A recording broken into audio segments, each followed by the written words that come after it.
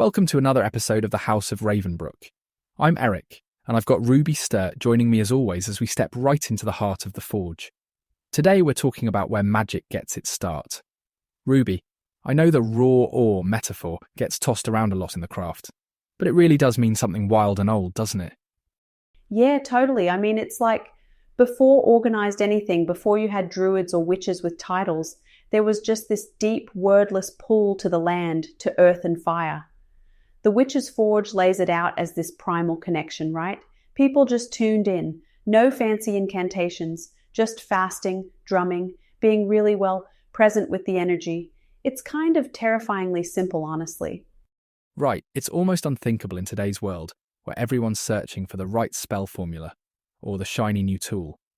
But it was about participation, not observation. Our ancestors, like the hedge witches of Europe, or the root workers in the American South, they felt the land's pulse as their own. The spirits weren't distant or esoteric, they were just local, immediate. And what blows my mind is how universal that is. It wasn't just, England with its stone circles. Down south in the US, you've got root workers blending African, indigenous, and even bits of European magic, picking up whatever helped you survive, herbs, minerals, dirt from the graveyard. Magic wasn't this thing you could fence off. It was in everything: fire, storms, childbirth. Heck, even doing the dishes if you did it with intention. Yeah, and speaking of stone circles, I visited the Rollright Stones once, in the Cotswolds. Not to get too poetic, but you do feel this continuity. Like you're standing exactly where someone was drumming or leaving offering stones 1,000 years ago. It's just humbling, almost out of body. I always say to people, find that place in your own lineage, even if it's not as picturesque as an ancient henge, an old family garden, a creek you played in. It counts. It's your raw ore, however humble. Oh, 100%. It reminds me. The book says our magic is not about conjuring from nothing. It's about awakening to and working with the energies already present. That's huge.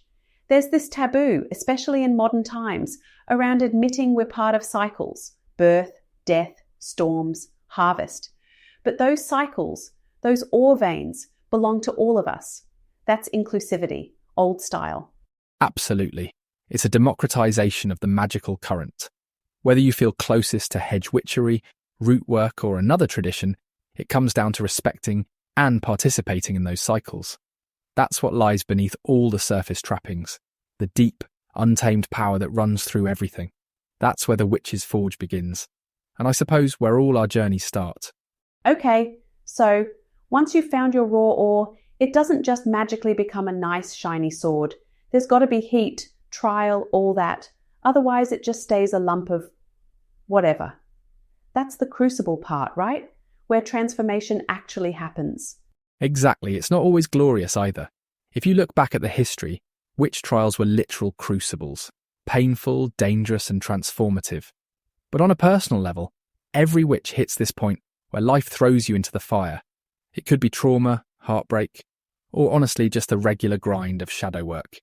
Facing what you don't like about yourself, letting it burn a bit, not to destroy you, but to change you. Yeah, I hate to say it, but my first proper group ritual, total disaster. I was sweating bullets just trying to keep up. Said the wrong words, tripped over my robe, twice. At first it felt humiliating, but then the others just laughed and helped me back in. My anxiety became this weird fuel, like, okay, I didn't combust, I didn't get judged, just forged a bit tougher.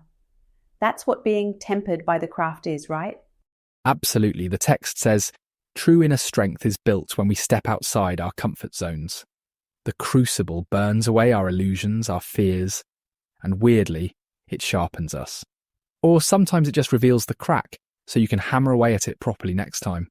It makes me think of what we talked about in episode 3, about shadow, how the parts of ourselves we want to hide actually end up giving us resilience if we face them with compassion. Right, and it's not just the big traumatic stuff. Even small setbacks, a spell that flops, a plant that dies, losing your temper when you tried to stay calm, all of it's part of being softened and hardened by the fire over and over. The book says, each act of self-correction is another forceful blow upon the anvil. shaping you into something stronger. Makes sense, even if it sounds way cooler than tripping in a group circle, but the lesson's the same, I reckon. Ha! Yeah. No glowing epic sword springs forth in one go. It's persistence, not perfection. The tempering process is about self-compassion too, learning from mistakes, not letting the fear of being imperfect stop you. Over time, all those blows, literal or metaphorical, build your core. You get to decide what kind of blade you'll be, or, honestly, when you need to rest in the coals before the next round. There's no shortcut past this bit. The crucible shapes everyone. So, once you're not just raw ore anymore, this is where it gets really interesting, living the forged life. We're not just talking about big rituals once a full moon. It's every day, right? Integrating magic into the mundane. That's the bit most witchcraft books skim past, but The Witch's Forge really drills in on it. Absolutely. The point as I read it is you don't just finish the forging and hang your new magical self on a wall for admiration.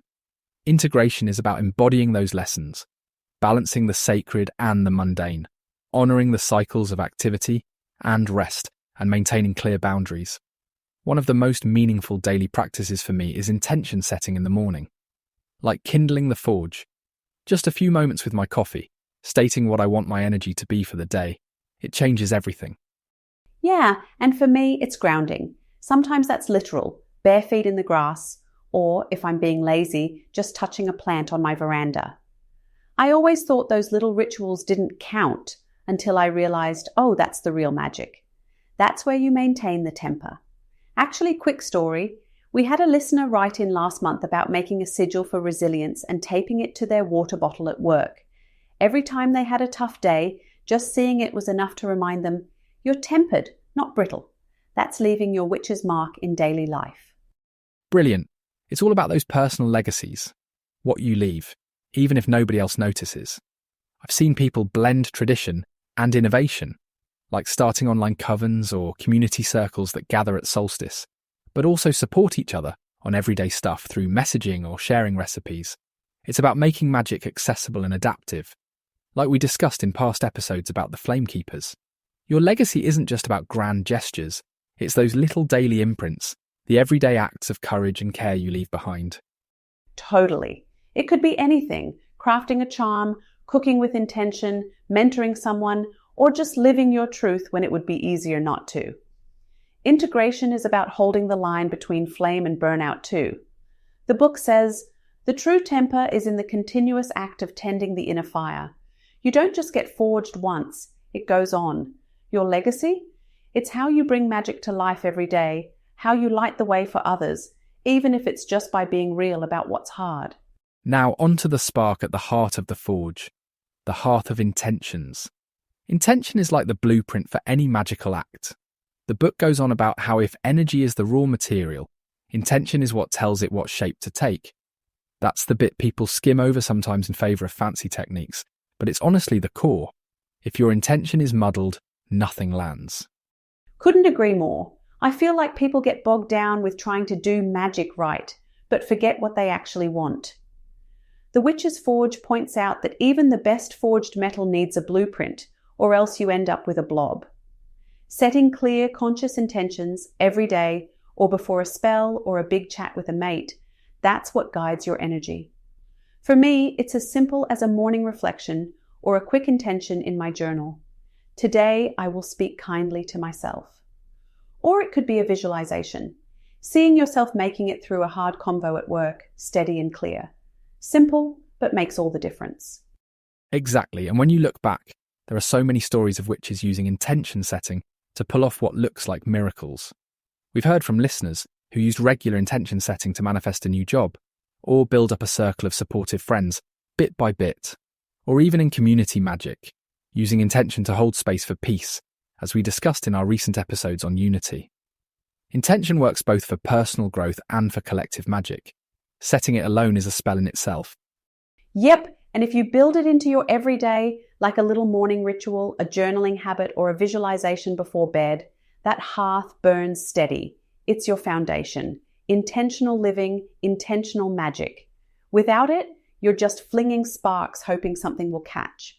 But with it, you're actually forging what matters most. and we arrive at the flame of wisdom, where the forge becomes more than a place of shaping, but a symbol of lifelong learning. The Witch's Forge points out that wisdom isn't some final destination. It's honed through experience, mistakes, ongoing reflection. It's about recording insights in your magical journal, observing natural cycles, and learning alongside others. It's not a solitary pursuit. Wisdom builds in community. Absolutely. I reckon the most witchy thing you can do is just pay attention. Whether it's keeping notes after rituals, reflecting on what worked and what bombed, or asking mentors for advice, it all adds layers. Mindful observation, keeping a magical journal, and sharing peer learning or even teaching. Each is its own wisdom ritual. And don't forget just sitting with nature and watching how things change. Sometimes that's where the biggest insights come from. I like the idea of wisdom retreats the book talks about. Even a weekend off-grid, just reflecting and recentering yourself can bring so much clarity. Yeah, I love that idea. Or creating tokens or artistic reminders of lessons learned. Something tangible you can touch when you need to remember that hard-won wisdom. And, dedicating time to reading old texts and new interpretations.